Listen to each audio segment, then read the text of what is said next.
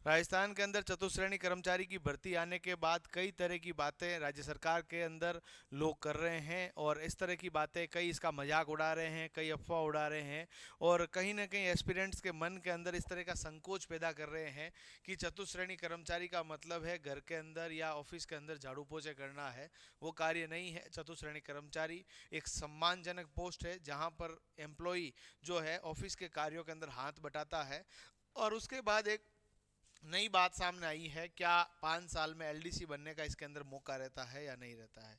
साथियों, मैं इस बात को पूरा क्लियर कर दूं आपके पास कि चतुश्रेणी कर्मचारी की जो भर्ती है, चतुश्रेणी कर्मचारी की जो भर्ती है, इसके अंदर ये आप लोग देखेंगे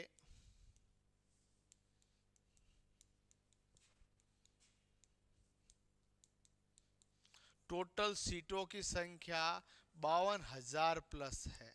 52,000 प्लस है, और 52,000 की वैकेंसी 40 वर्षों के अंदर पहली बार इतनी बड़ी वैकेंसी दिखी है, जो कि राजस्थान के अंदर सचिवालय से लेके राजस्थान के सब ऑर्डिनेट सभी डिपार्टमेंट के लिए रहेगी। अब यहाँ पर जो है, क्या एलडीसी के रूप में प्रमोशन होता है क्या सर?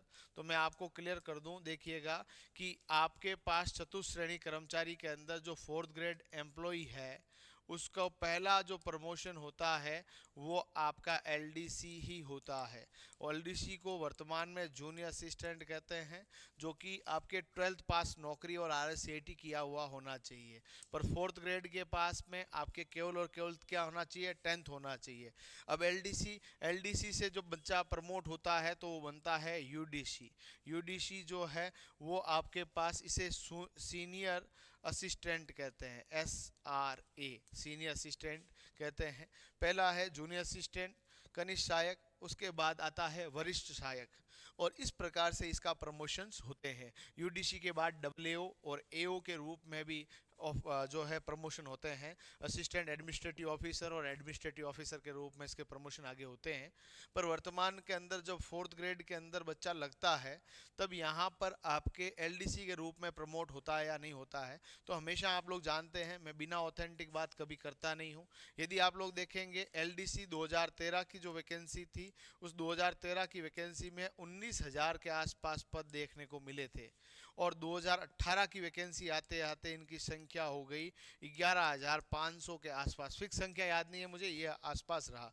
2024 आते आते करीबन 3,600 के आसपास सीटें हैं, और 2026 के अंदर वापस वैकेंसी देखने को मिलेगी 2,000 से 3,000 के मध्य। यानी लगातार एलडीसी की पदों की संख्या कम करने का अर्थ क्या हो गया? क्योंकि ये तो एलिमेंट्री लेवल से ज्वाइनिंग होती है, एलडीसी के रूप में ही होती है। अब एलडीसी की सीटें लगातार कम कर रहे हैं, इसका मतलब क्या? किस ऑफिस में काम खत्म हो गया? उल्टा ऑफिस तो दिन प्रतिदिन बढ़ रहे हैं और काम बढ़ रहे हैं, और यहाँ पर लगातार एलडीसी को बहुत ज़्यादा मात्रा में लेने की आवश्यकता रहती है।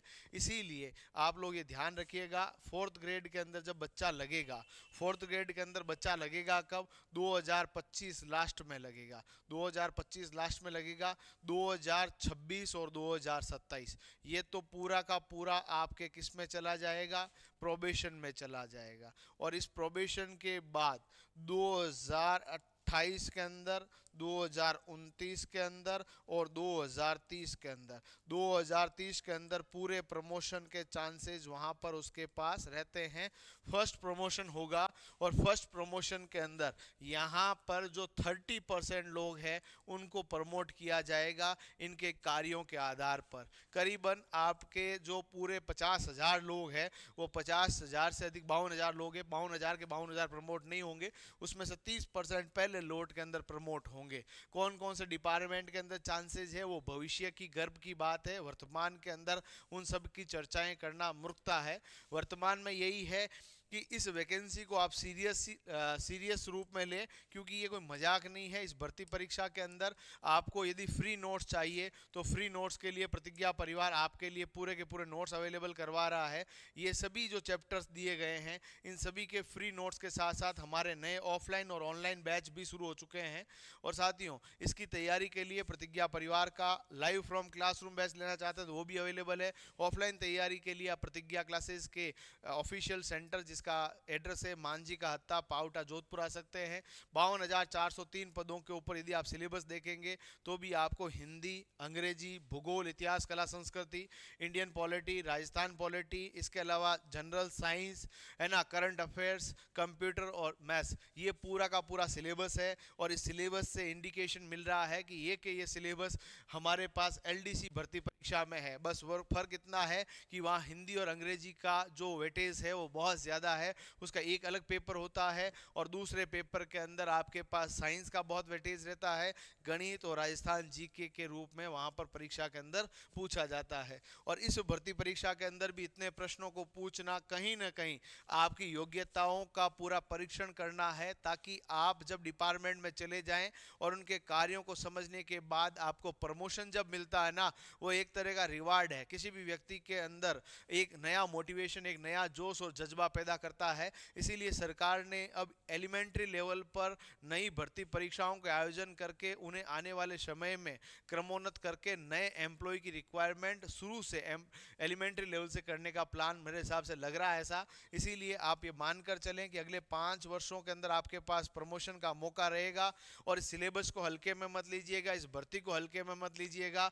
जो लोग हंस रहे हैं और लोग बातें बना रहे हैं वो सबसे पहले फॉर्म भरेंगे, बस आपको पता चलने नहीं देंगे, बस यही है। और आप हंसी में रह जाओगे तो राजस्थान के राज्य के बाहर के लोग इन सब सीटों को लेकर चले जाएंगे और अपने हाथ मलते ही रह जाएंगे।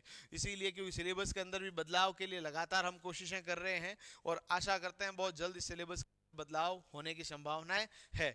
तो यहाँ पर पूरा का पूरा जो है एज दिया हुआ है, आवेदन की अवधि आपके पास दी हुई है, एग्जाम डेट अभी से दी हुई है। अब आप अपनी तैयारी के अंदर किसी भी प्रकार का किंतु परंतु मत रखिएगा। फ्री नोट्स चाहते हैं तो फ्री नोट्स के लिए डाउनलोड करें प्रतिज्ञा क्लासेस जोधपुर एप्लीकेशन और वहाँ पर जाकर रजिस्टर करके वहाँ पर फ्री नोट्स प्राप्त कर सकते हैं। आप सभी को अग्रिम शुभकामनाओं के साथ धन्यवाद।